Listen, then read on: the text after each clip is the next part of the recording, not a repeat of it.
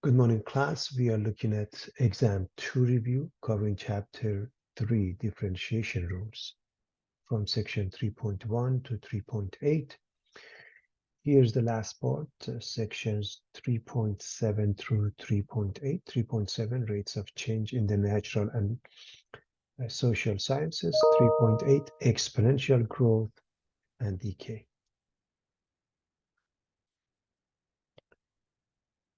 3.7, rates of change.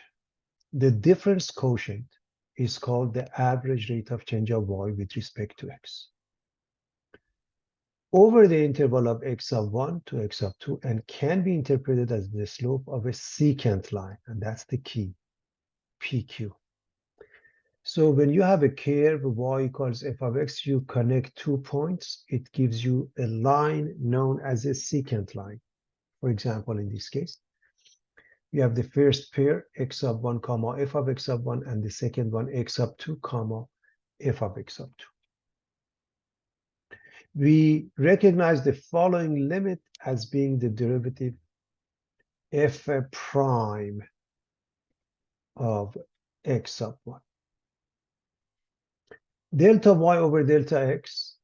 First, we are going to discuss the average rate of change. Delta y over delta x. There are different ways of writing it. F of x minus f of a over x minus a. F of x of 2 minus f of x of 1 over x of 2 minus x of 1. F of a plus h minus f of a over h. F of b minus f of a over b minus a. All of them mean we are given 2 points. We can calculate the average rate of change of y with respect to x. Now, if we are interested in the slope of this line, the tangent line, at point x sub 1 and f of x sub 1, that's what it's referring to, f prime at a or x sub 1, called the instantaneous rate of change. And in general, f prime of x is the limit of delta y over delta x as delta x approaches 0. Or if you use this notation, the limit of f of x plus h minus f of x over h as h approaches 0. So the definition of a differentiation that we have seen, there is nothing brand new here. Just reminding you of the average rate of change of y with respect to x, the instantaneous rate of change of y with respect to x. This one we have 2 points, and that's the slope of a secant line. This one we have 1 point, that's the slope of a tangent line.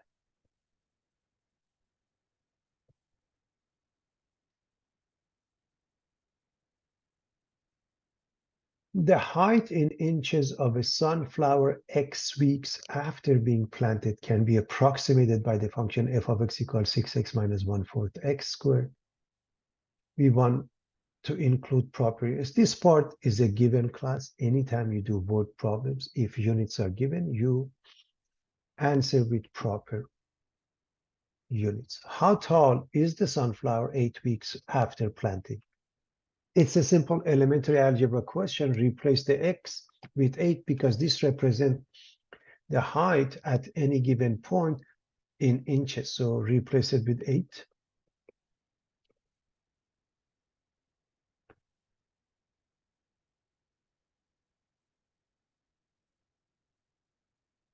Or the 8. 64. 1/4 of that minus 16 gives us 32. The same units that was given, inches. That would be the height after 8 weeks. Part B, find the average rate of growth from the end of week 6 to the end of week 12. Even if they don't mention average, they give us 2 points in time. That's what it means, which is basically rise over run, delta y over delta x, f of x of 2 minus f of x of 1 over x of 2 minus x of 1. In this case, f of 12 minus f of 6 over 12 minus 6.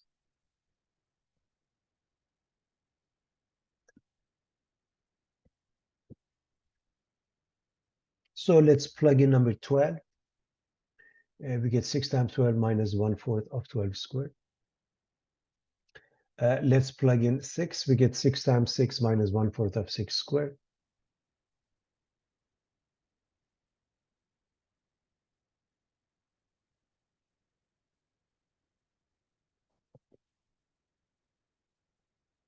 $72, 144, 1/4 of that, 36. This is 36. This is also 36. 1/4 of it is 9. So if I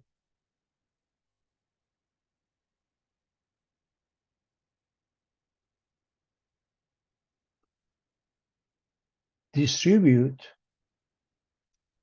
without combining those, we get to the answer faster because these 3 add up to 0. So 9/6, 3 halves. What are the units? Units of the top over the units of the bottom, inches per week.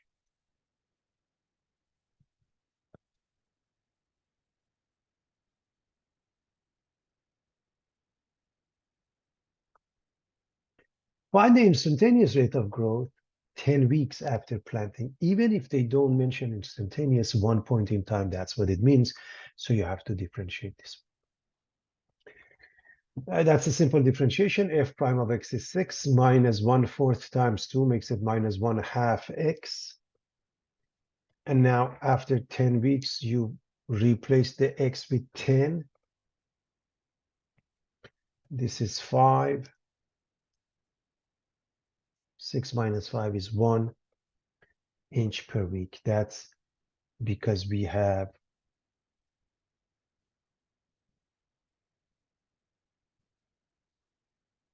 dy where the x change in y or f of x. That means change in height over x. In this case, x is in weeks. So the units follow. Explain the meaning of your answer to part C. On week 10 or after week 10, the sunflower is growing at a rate of 1 inch per week. Positive means growing, increasing in essence.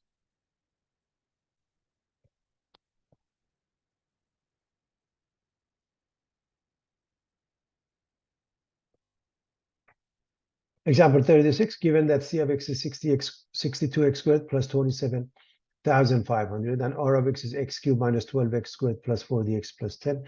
Find each of the following: total profit, total cost, revenue, and profit from the production of sale of 50 units of the product. This is elementary algebra. The profit, I hope you remember, by definition, is revenue minus cost. So simply put, subtract the cost from the revenue.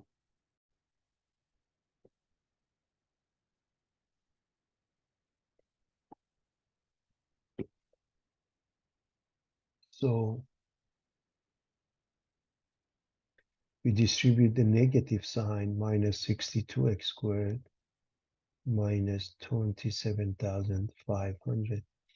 So basically what we need to do is to add these two,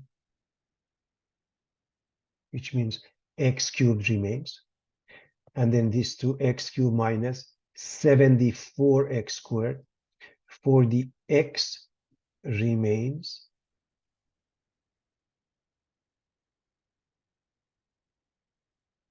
we add number 10 to negative 27,500.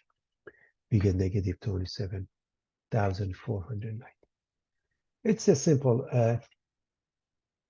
elementary algebra question. What is the cost, revenue, and profit when x is 50? So in this equation, replace the x with 50. That's for the cost. In this one, replace it with 50. That's the revenue. In this case, the profit. So let's quickly do that. I'm going to So nobody has any problem with those. So 62 times 50 squared plus 27,500. You do the math, you end up with $182,500. That is the cost of producing 50 units. And selling them give us the revenue by plugging in 50. We get 50 cubed minus 12 times 50 squared plus 40 times 50 plus 10. And we end up with $97,010. Now, there are two ways to find the profit, and I'm going to quickly show you both ways. One is obviously plug in the 50 into this equation. Let's do that.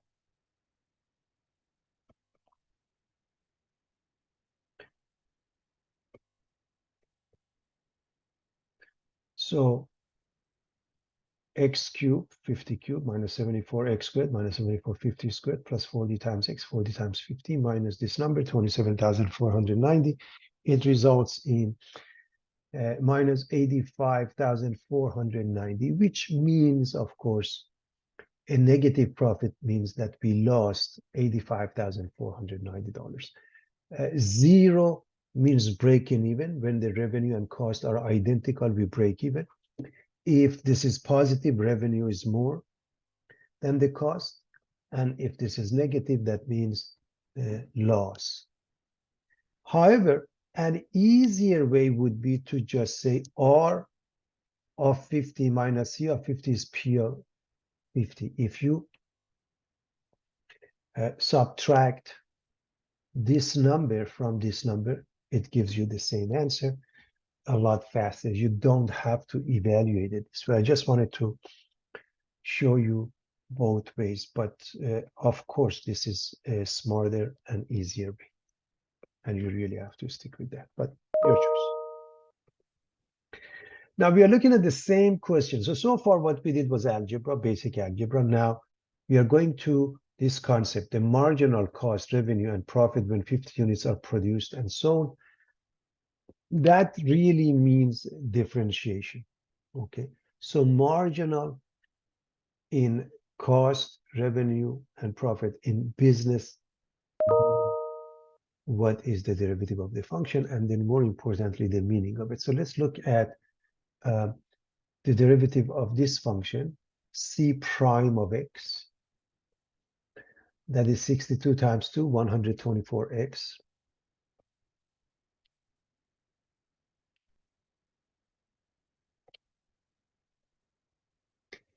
And what is the marginal cost for 50 units? Replace the x with 50. And 124 times 50 results in $6,200.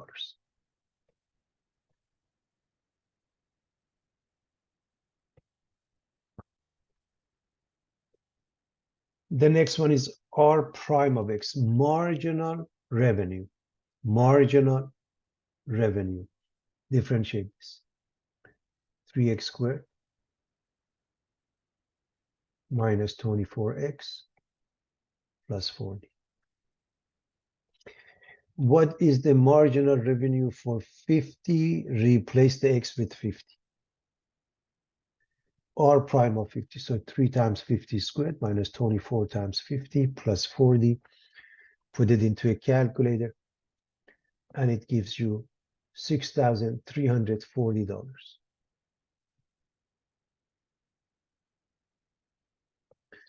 Marginal profit, that means P prime of x, marginal profit. 3x squared minus 140x plus 40 at 50, replace the x with 50, so a P prime of a 50.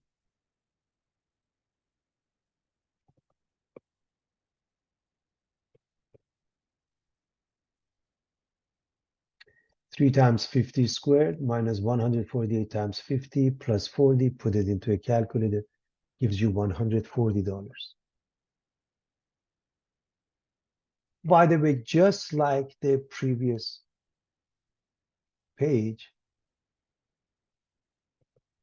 as it was mentioned, P prime of 50 is R prime of 50 minus C prime of 50. The same.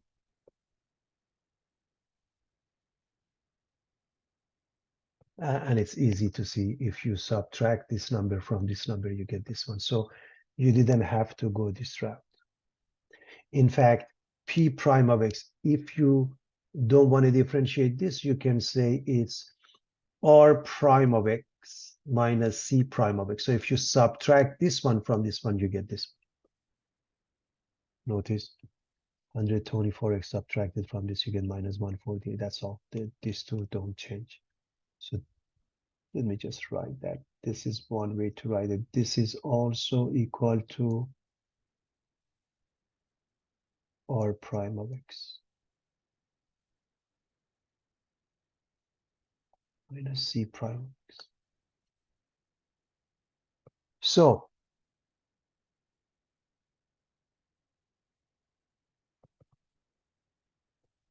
when 50 units have been made, produced, and sold, okay, the approximate cost of the 51st unit will be $6,200. So C of 51st equals C of 51 minus C of 50.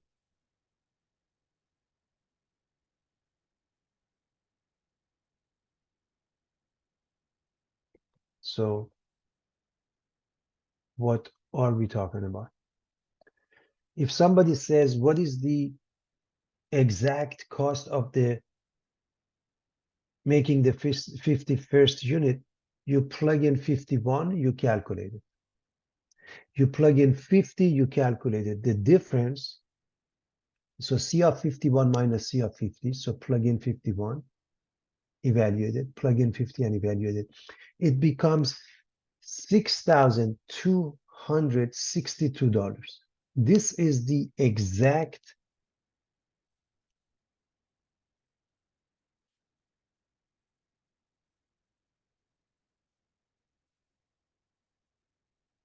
cost of producing the 51st unit. So C of 51, everybody, minus C of 50 is the precise, exact cost of producing the 51st unit, $5,262. So what is C prime of 50? This is an approximation of this number, and it's a very good approximation. Take a look. C prime of 50 is 6,200. It's almost the same, almost. Very close. The approximate revenue from the sale of 51st unit will be 6,340. I want to make sure we understand what is the exact revenue. Exact revenue would be R of 51 minus R of 50. Exact. Which is not this number, but this number is very close to that exact. This is an approximation for the revenue. So that is the idea behind the marginal cost and revenue. And finally, for an approximate profit on the 51st unit of $140. So what is this one? P prime of 50, the marginal profit at X equals 50, which is $140. That represents the amount of profit for making and selling, producing and selling the 51st unit roughly. What is the exact profit for the 51st units? Well, P of 51 minus P of 50 using this one. And you see, I highly recommend you calculate those, and that's pretty close. So again, I'm going to write this for everybody. So exact profit would be P of 50, 1 minus P of 50, 50. That's the exact amount, okay? So we can calculate exact, but the concept of a marginal is really helpful in that it can give us a rough estimate much faster. All right, here's the next one. The distance in meters of an object from a starting point is given by S of t equals 2t squared minus 5t plus 40, where t is time in seconds. What is the velocity of the object from 2 to 4 seconds? 2 points in time. That means average velocity. So S of t sub 2 minus S of t sub 1 over t sub 2 minus t sub 1. So S of 4 minus S of 2 over 4 minus 2. So we plug in 4, we plug in 2, and the denominator is simply 4 minus 2. So 2 times 4 squared minus 5 times 4 plus 40 minus 2 times 2 squared minus 5 times 2 plus 40. And this ends up being 52. This ends up being 38. You can calculate that easily on your own. And that gives us 14 in the numerator, or 7 meters per second. 7 meters per second. So that's the average velocity because 2 points in time are given. What is the velocity and acceleration? If they don't even mention instantaneous of the object, what is the velocity after 6 seconds? 1 point in time is given. So basically, reminding everyone that the velocity, simply put, the instantaneous velocity is the differentiation of S of t. So V of t is S prime of t, which is 4t minus 5. And replace the t with 6 because they said so, right? 4 times 6 minus 5, 24 minus 5 makes it 19 meters per second. Again, I want to make sure that we understand the units as to why, because this is ds dt. That means change in s, which is the distance over change in time, and you use the units given.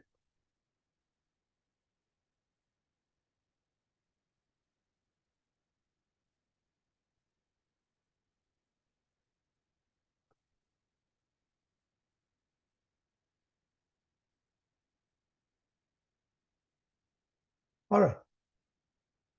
What about the acceleration? Acceleration is the second derivative of the position function. A of t is v prime of t equals s double prime of t. So that means differentiate this again. We get 4 meters per square second. I'm going to discuss the units in a moment. But before I do that, I want to make sure we understand what's happening here. The answer is independent of the variable t. Therefore, this is the acceleration after any time. 6 seconds, 5 seconds, 2 seconds makes no difference because it's not a function of t. But why meters per square second?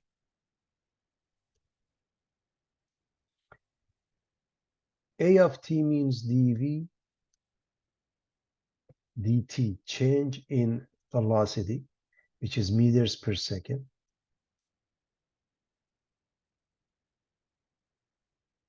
over change in time, which is seconds, and therefore it's meters per square second. When does the object reach a velocity of 31 meters per second? You set the equation v of t equals 4t minus 5 equals 31.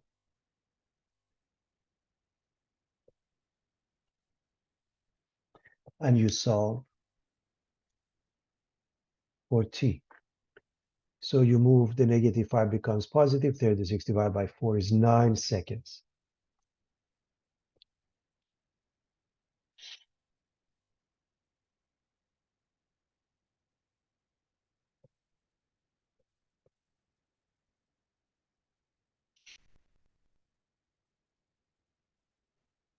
3.8, exponential growth and decay. A quantity q equals q of t or y equals y of t is said to have an exponential growth or decay model if it increases or decreases. Growth means increase, decay means decrease, at a rate that is proportional to the amount of the quantity present. So that means what? dy dt is k times y. If that is the case, okay, this is the rate of change, I would say. Then y is ce to the power of kt, where c is y at time 0. Y of 0, sometimes they use y sub 0. It means the same thing, y sub 0 or y of 0. Okay. Something that you are familiar with, a equals p e to the power of rt, and this is really in essence the same concept, y equals y sub 0 e to the power of rt. In some texts they use c, in some texts they use q of t equals q sub 0 e to the power of kt. They all mean the same thing. So this is basic algebra you all remember. C is the initial value, c or y of 0 or y sub 0. K or R, depending on the text, sometimes this is R, sometimes this is K. Please understand these two are the same thing, depending on the text and where you use it. For example, in this case, this is compound interest continuously. Normally we use R, we don't use K. So K or R is called constant of proportionality or relative growth rate. Whereas dp dt or dy dt, which is k times y or k times p, this one is k times y, this one is k times p, is rate of growth or growth rate. So the relative growth rate refers to the r or k, but rate of growth, that means differentiation.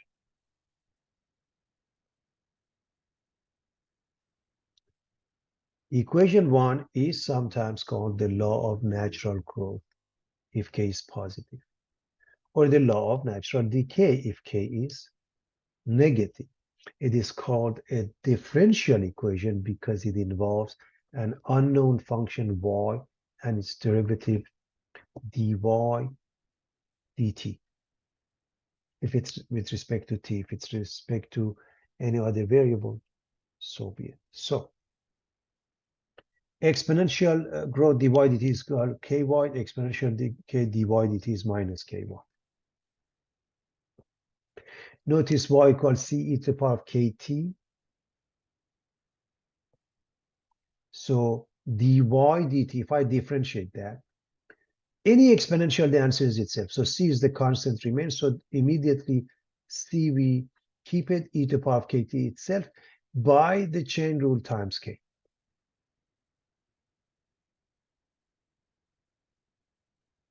Now, what is this part? This part is y, isn't it?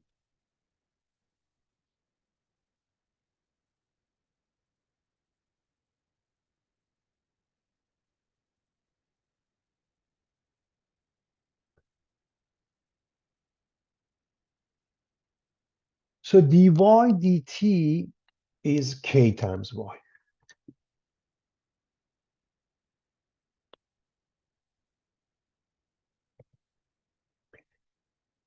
Dt is kt times minus t sub s. Capital T represents the temperature. This is Newton's law of cooling. We will discuss this with more details shortly.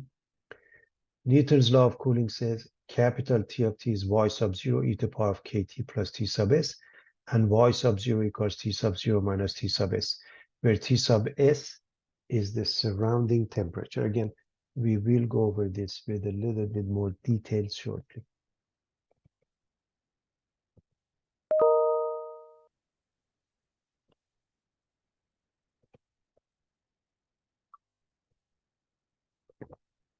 A population of bacteria grows from 1,000 to 4,000 in 3 hours. Assume exponential growth. Find the population in 6 hours.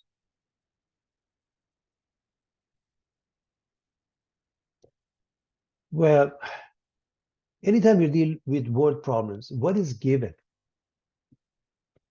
Well, we're going to use the formula here. Initially, we have 1,000. So y of 0 or c or y sub 0, all of them mean the same thing, is 1,000. And then 3 hours later, y of 3 is this much, 4,000. So this is the given part, everybody.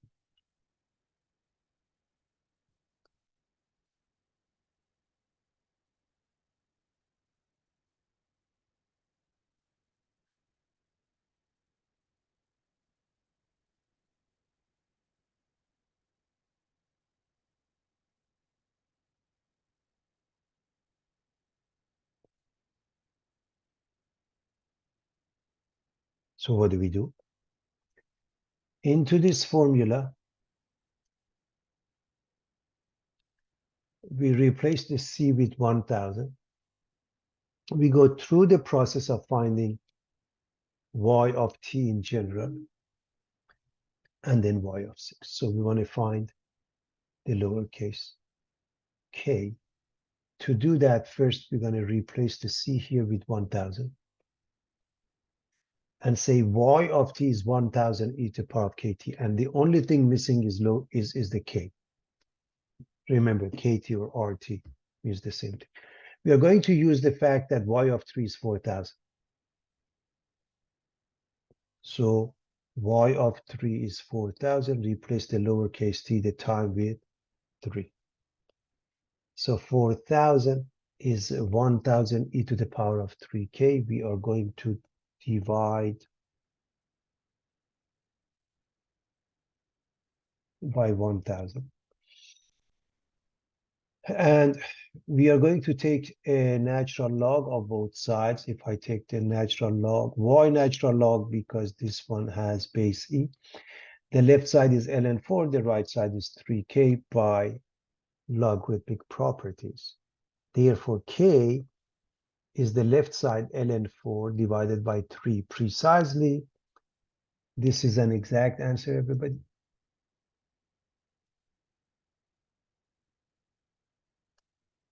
And it's a rough estimate. So we have the formula here. Y of t is 1,000 e to the power of this number. And by the way, you want to carry a lot of decimals, okay? Because otherwise, if you round it too early, your answer will be way off. So what is the population after 6 hours? Replace the t with number 6. Multiply 0.4621 by 6, raise e to that power, multiplied by 1,000, and you get this number, so roughly 16,000, because we are going with the population. We put it as a discrete number, a countable number, and therefore we round it accordingly. When will population reach 30,000? This is dealing with logarithmic properties. This is basic algebra. So this in this formula, we have the left side to be 30,000, and we are calculating the t.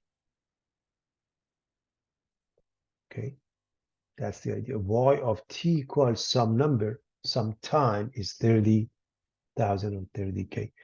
So obviously we can drop 1,000 and this becomes 30, right? Divide by 1,000. We are going to take the natural log of both sides.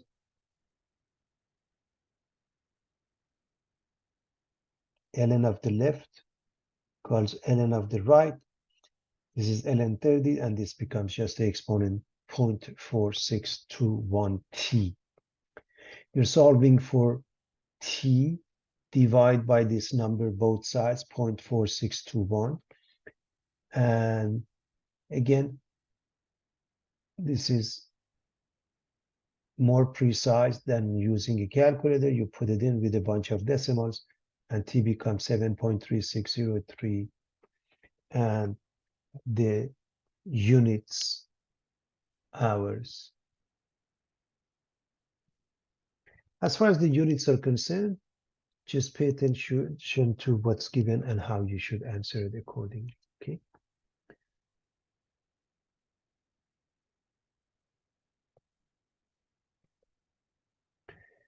Exponential decay model, physicists express the rate of decay in terms of half-life, the time required for half of any given quantity to decay. So if you have 1,000 milligrams of something, it goes down to 500.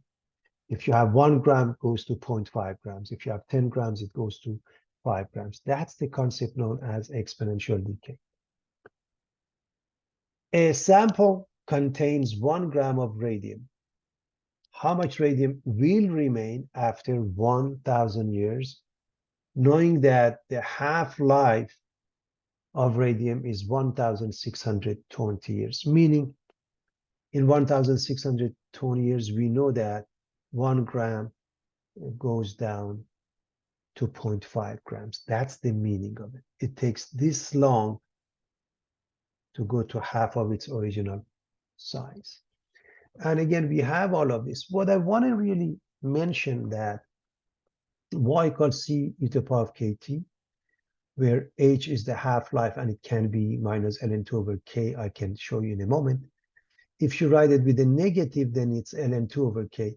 So the bottom line is, if you are paying attention to the proper methodology, you come up with the correct answer. Ultimately, the exponent will have a negative sign. So the idea is that if you write minus kt, everything else is positive, this becomes negative, okay? If you write ktk, or ends up giving you this negative number. In any event, so y equals c to the power of kt, what is given? Y of 0 or 0 is 1, or c equals 1. Half-life is given is 1620, and we want to know the y of 1,000 after 1,000 years. So that's according to what the question is asking us. So that's what we are going to come up with.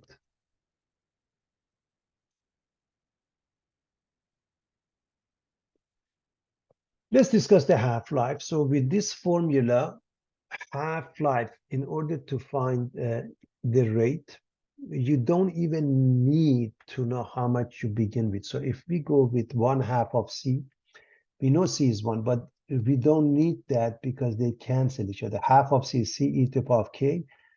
The half-life is 1620.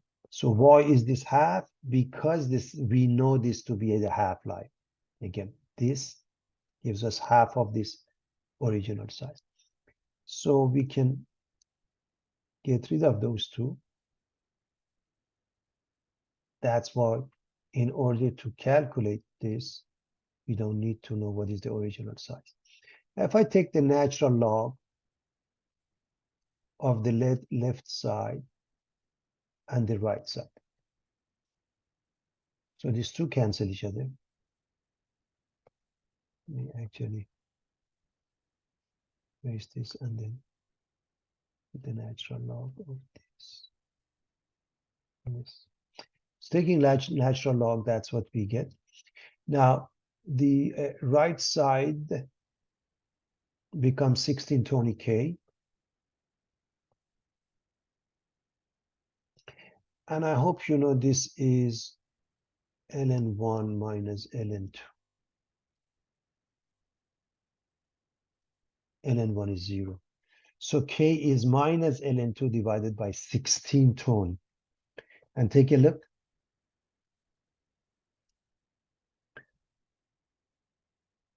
According to this, h is minus ln2 over k. So k is minus ln2 over h. So let me just write this for you so you can see that.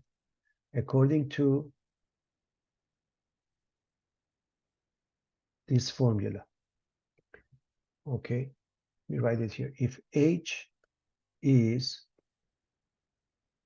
minus ln2 over k, I hope you see that k is minus ln2 over h, where h represents the half-life. In other words, I'm interchanging these two. This is again elementary algebra. So minus ln2 over h. I just wanted to show you how we arrive at it. So this is actually the proof that h is minus ln2 over k, or k is minus ln2 over h. Now, if I put this into a calculator with a bunch of decimals, many decimals, I get, again, this is an exact answer. This is an approximation, minus 0.0004279. And so the formula for here becomes 1 y of t, or simply y, is 1 times e to the power of k, which is this number, times t. Okay, again, we have number 1 here. In fact, I put it there so you can see that c equals 1. So you don't need that because it makes no difference. Now, what are we looking for? We are looking to find y of 1,000, everybody.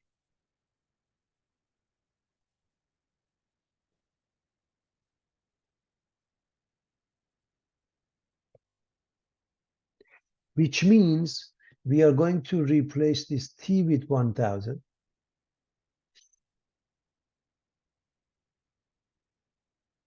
So it becomes e to the power of minus point, and we lose 3 decimals, 4279. We put it into the calculator, we get 0.652 grams. So we have 1 gram to begin with. Half-life is 1,620 years. So after 1,000 years, 1 gram goes down to 0.652 grams. As far as the number of decimals, you really want to carry as many as they ask, or at least a few.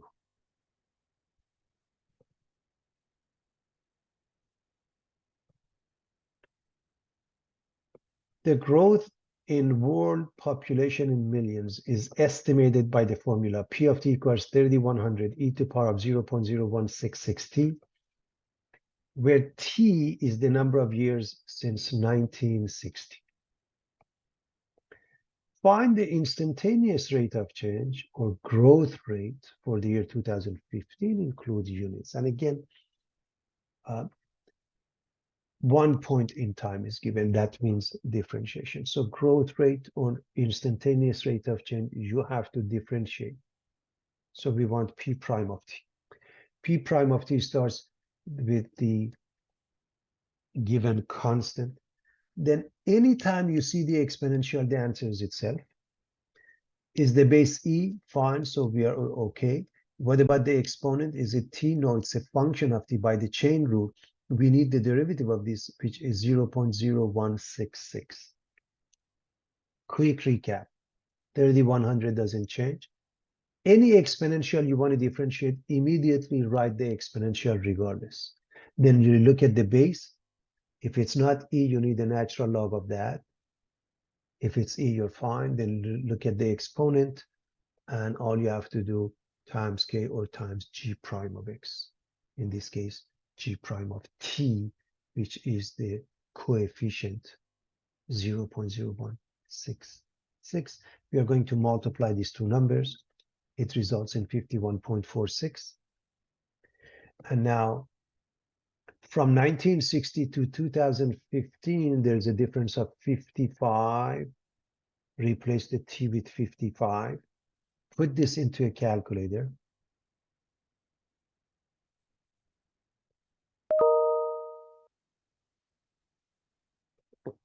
This is where the 55 comes from.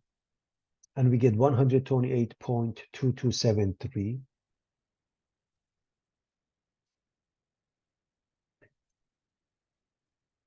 This is dp dt. Therefore, the units, million people per year. So where do you get your units from? From the formula of p prime of t, that is dp dt, change in population over change in time. What does it mean? Let's discuss this concept and then the meaning of that in a moment.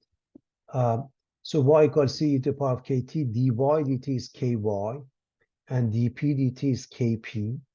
K is 0.0166. Okay, going back to what we can easily calculate. P prime of 55 is K times P of 55. This is another way of calculating this. So look at this one. dP dt is K times P. So K times the population at 55. So you can plug in 55 here. And that's exactly what we did here. So look at 3100. This one, this part is P of 55 when you plug in this part. This part, when you replace the T with 55 is this part, 3100 e to the power of 0.0166 times the T, which is 55. And you can use this formula as I mentioned. I just want to make sure we understand the names, okay?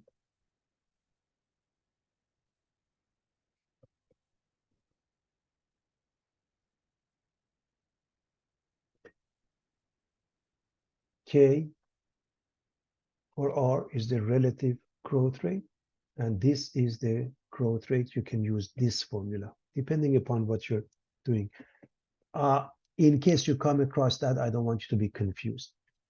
And so you get to the same answer. What it means is that in 2015, the world population was increasing. Why increasing? Because this number is positive. If it's negative, you say decreasing, you don't mention negative. At the rate of, now what is this? 128,227,300 people per year. Okay. So a quick recap. P of T represent the world population at time T. From 1960 to 2015, there's a difference of 55 years. We want to find the growth rate. You simply differentiate. And you plug in whatever the number is. The method also can use this property of dP dt is K times P, and therefore here's P. Just multiply this one by K. This is your K.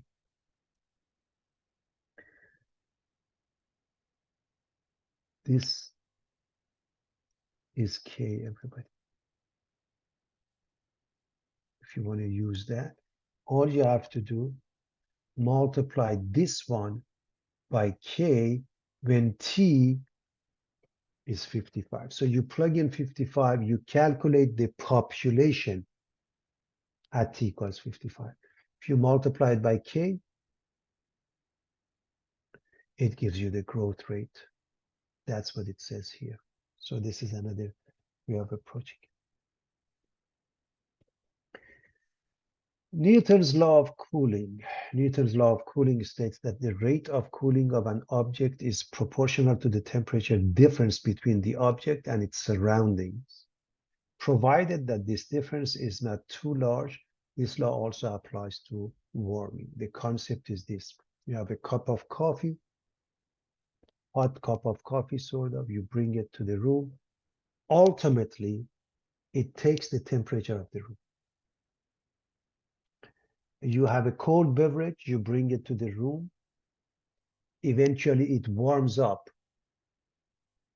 to the temperature of the room. That follows Newton's law of cooling. So let's see how that thing is going to work out. And we remember dy dt is ky, y is c to the power of kt, and so forth. Exponential growth and decay follow that. The difference is k positive is growth, k negative is decay. If we let capital T of t be the temperature of the object at time lowercase t, and T sub S be the temperature of the surrounding, then we can formulate Newton's law of cooling as a differential equation dt dt, d of capital T over d of lowercase t is k times t minus t sub s. Again, t sub s is the T sub s is the surrounding temperature, and K is a constant. Let's work on that. dt, okay. Again, uppercase T represents the temperature, is K times T minus T sub s.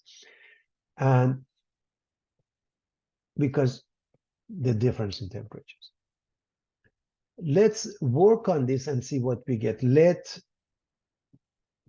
this difference be represented by y of t. If we call this difference something, for example, y, as a function of t, then we can differentiate that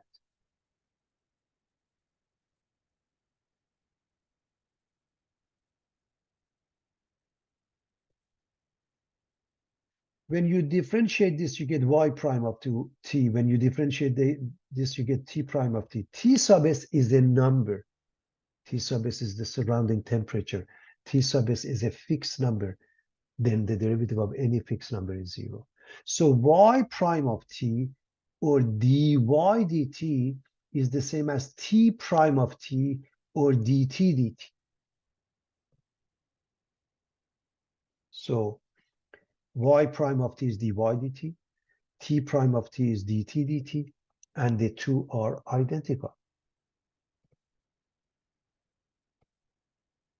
So dy dt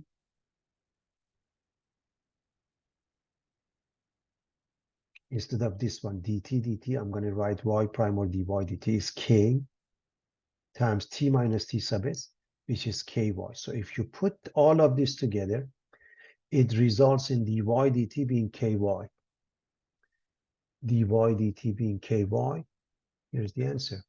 So y of t is this, which, remember, it's the same as y of 0 or y sub 0.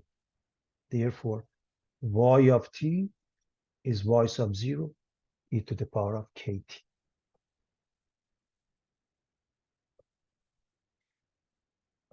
Also, going back here, what is y t minus t sub s? So y of t is t of t minus t sub s. I hope. Okay, so we are putting this one as the y, right?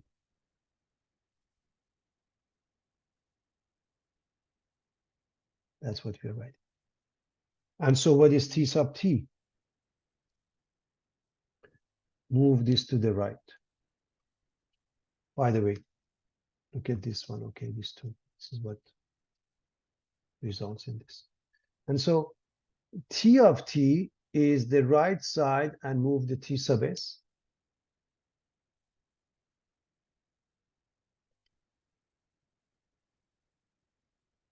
If we replace the lowercase t, temperature at time 0, t is equal to 0.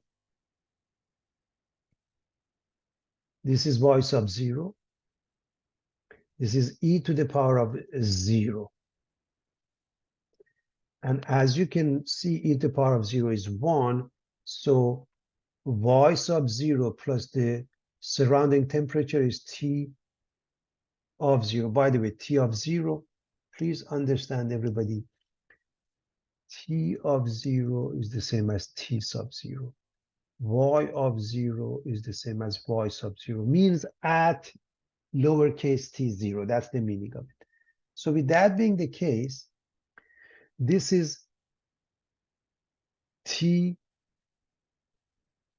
sub 0. So t sub 0 is y sub 0 plus t sub s. So what is y sub 0? Move t sub s to the left. So t sub 0 minus t sub s. I hope you can see that. This results in this. And therefore, we have the following formula. T of t is y sub 0 e to the power of kt, this formula, plus t sub s, where y sub 0 is the difference in temperature. What temperatures? Temperature at, in the beginning, the initial temperature at t equals 0, and T sub S, the surrounding temperature. For example, if you bring a cup of coffee to the room temperature is considered T sub S, the surrounding temperature.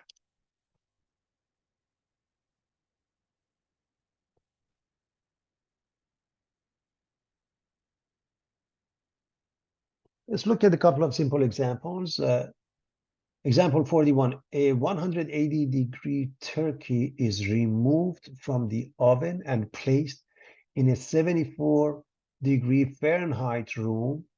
After 15 minutes, it has cooled to 136 degrees Fahrenheit. Find the general solution for T.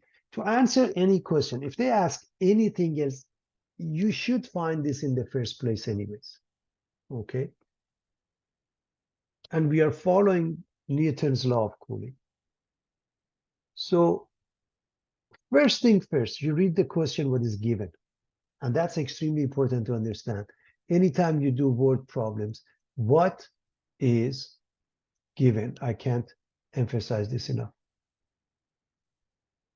Let's find out. So initially, what is the temperature? 180 degrees. That's T of 0 or T sub 0. Again, please understand T sub 0 or T of 0. At time 0, it's 180 degrees. And we move that and we bring it where? To the room with the temperature of 74 degrees Fahrenheit. That is the surrounding temperature. So T sub S is 74 degrees. After 15 minutes, capital T of lowercase t equals 15 is 136 degrees Fahrenheit. Please understand this is the given. Initially, T sub 0 is given as 180. The room temperature is the surrounding temperature of 74 degrees. After 15 minutes, T of 15 is a whatever they have given us, 136 degrees Fahrenheit. There's a lot of information here that will help us find the formula for T of T. So first and foremost, we are going to follow that y sub 0. So we're going to use this formula, and to use this formula, y sub 0 is the difference between these two. So 180 minus 74.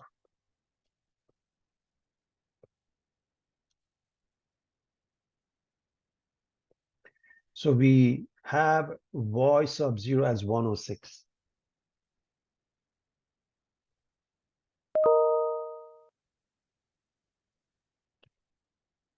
So we use this formula, y of t, if you will, which is y sub 0 e to the power of kt. So let's write this plus this. What is y sub 0? We said this number that we found. So 106. I'm looking at this formula, 106. E to the power of kt plus T sub S, 74 degrees Fahrenheit. Okay.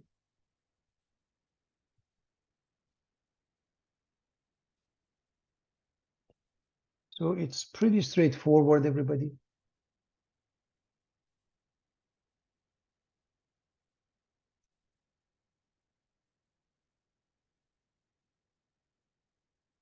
Now, we are going to use this one. For this formula, if T is 15, then capital T is 136.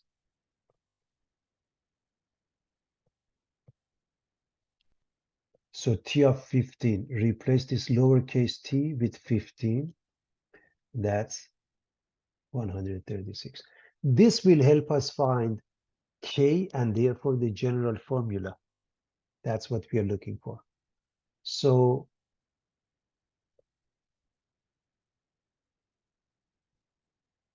let's find it.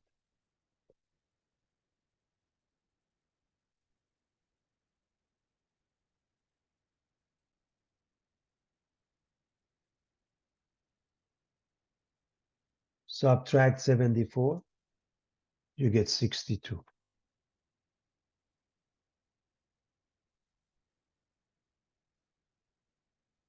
Divide by 106.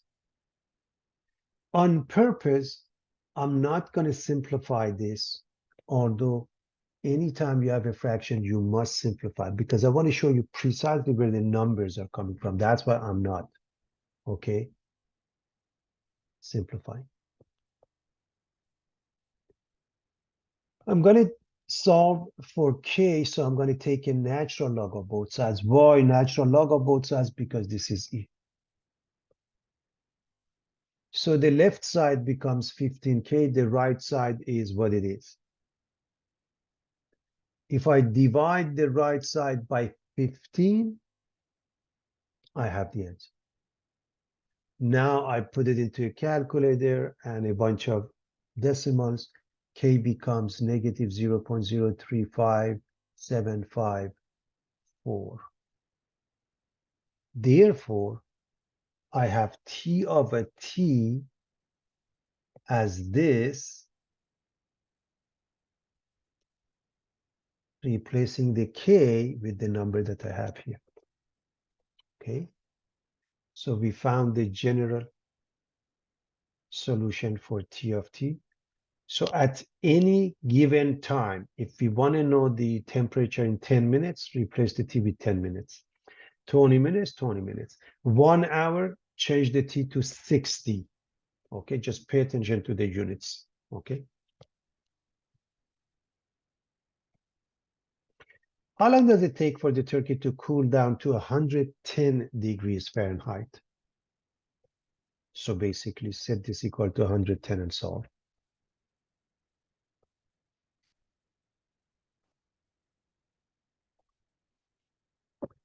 So a lot of algebra involving logs, okay, class? So we're going to move the 74 and subtract it from 110.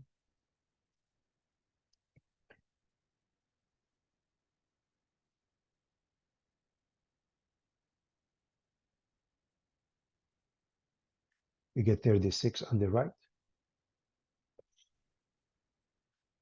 We're going to divide both sides by 106. And again, on purpose, I'm not simplifying this class. This is, remember, if that was your final answer, you should simplify it. But I just want to show you where every number comes from. I'm going to take a natural log of both sides because the base is e on the left side. So the left side,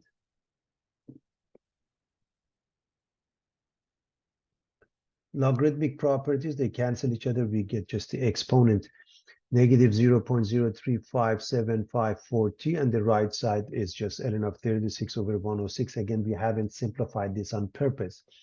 What is t? The right side divided by this decimal, negative 0.0357754. By the way, some of you may know that this natural log is negative because this number is between 0 and 1. Remember, if it's large, if it's 1, it's 0. If it's larger than 1, it's positive. If it's between 0 and 1, it's negative.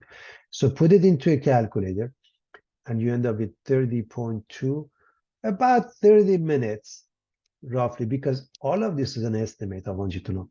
So a turkey which is 180 degrees in about 30 minutes goes down to 110 degrees. Remember, ultimately, if it's there long enough, it goes to 74 degrees. That's the concept. Okay, that's the concept we should know. All right, put on your detective caps. CSI, everybody.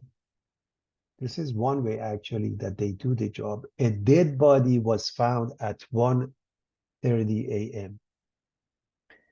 when the temperature was 55 degrees Fahrenheit and the body temperature was 87 degrees Fahrenheit. reminding you that the normal body temperature is about 98.6 degrees Fahrenheit. Recently, statistically, they have come up with a slightly different answer, but we're assuming it's still 98.6 degrees Fahrenheit. This is a piece of information that people who are working on this should know. Okay. Forensic, if you will. 1 hour later, so this is how they find out the time of the death. So they wait 1 hour. So 1 hour later, the body had cooled to 85 degrees Fahrenheit. Of the three suspects, Goblin had an alibi for 10 p.m. and after. Mickey Mouse had an alibi between 7 and 10 p.m. And SpongeBob had an alibi until 12 p.m. Who has a good alibi? So let's see how we arrive at the answer. To do so, we're going to do some detective work using calculus. So what is given? At 1:30 a.m., which we are going to take it to be t equals 0.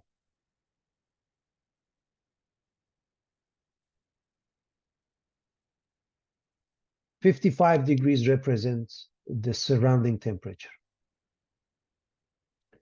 And the body, the initial at that point, T of 0 or T sub 0 is 87 degrees Fahrenheit. 1 hour later, that means T of 60. So they wait 1 hour and they measure it again. It's 85. So this is the given.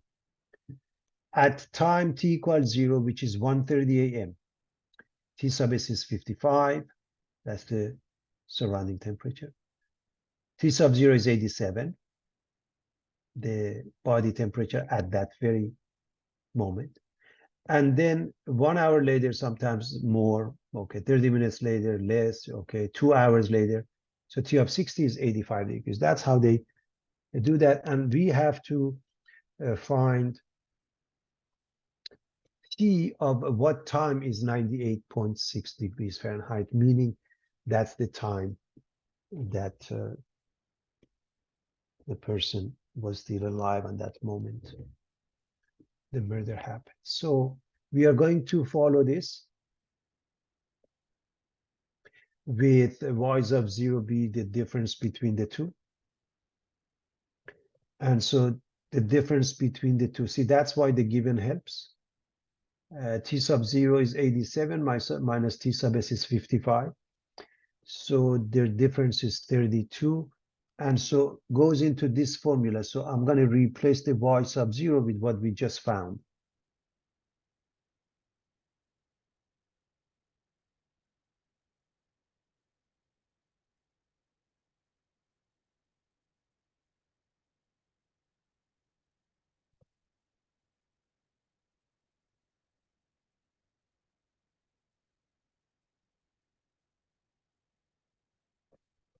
Sixty minutes later, T of 60 is 85. So let's use that. T of 60, when you replace the T with 60, is 85.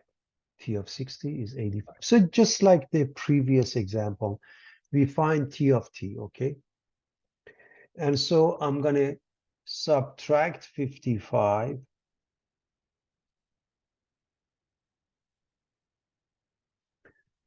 from both sides. And we get 30. We're going to divide by 32.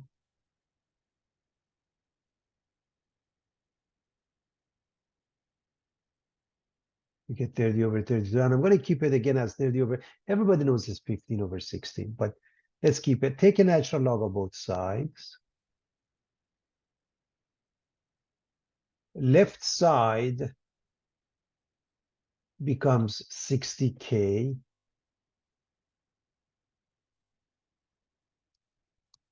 and just K is the right side divided by 60.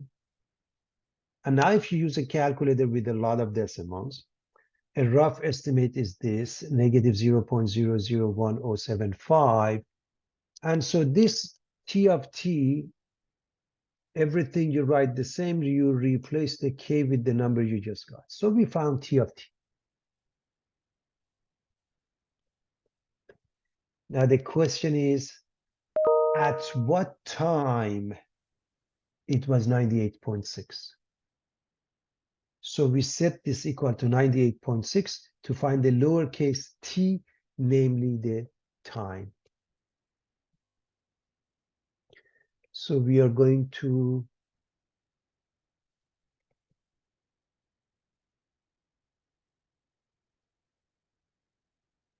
subtract 55 from both sides.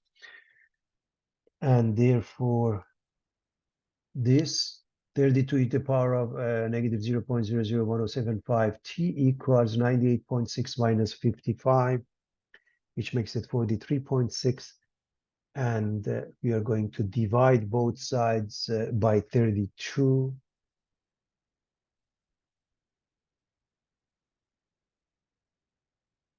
We take the natural log of both sides, and the left side becomes just its exponent.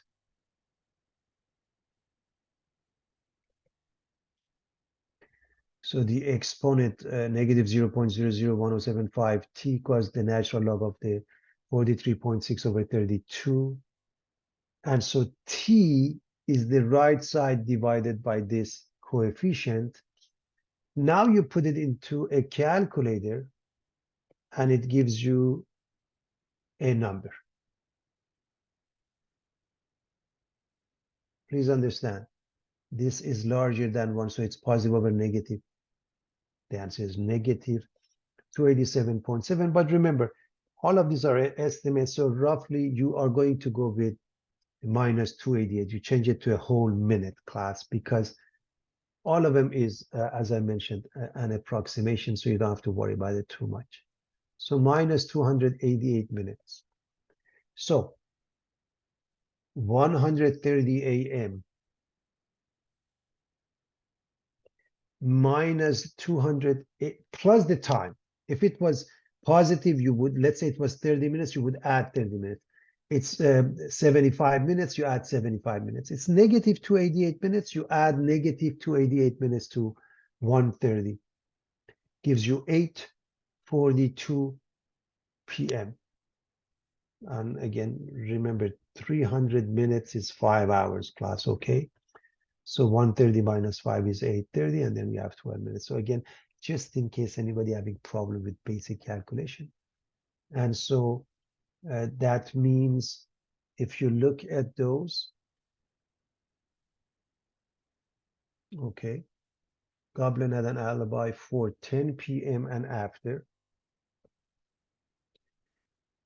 Mickey Mouse from 7 to 10. So this is 8:30. So Mickey Mouse is in good shape. And SpongeBob until 12 p.m. in good shape. So who doesn't have a good alibi? Goblin had an alibi for 10 p.m. and after. What about before that? Goblin does not have an alibi. So that's a good detective work, everybody. CSI at its best.